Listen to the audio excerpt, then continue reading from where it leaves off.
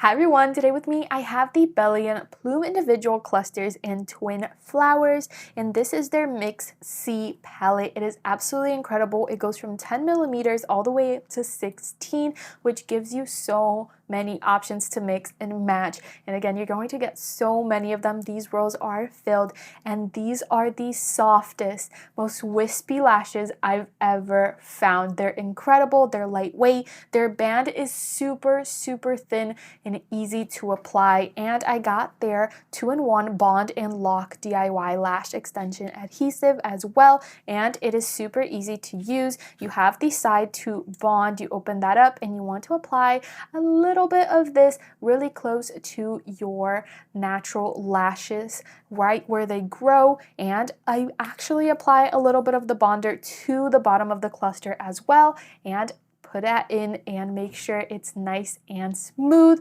right where I want it before I use the lock and seal part of the product. It is absolutely super easy to use. I truly managed to figure it out and do it myself, and I absolutely recommend that you guys try it too. I ended up using two 16 millimeters, two 14 millimeters, two 12, and one 10, and my lashes came out super great. I definitely recommend you guys check this out. It is such a great way to do your extensions from home.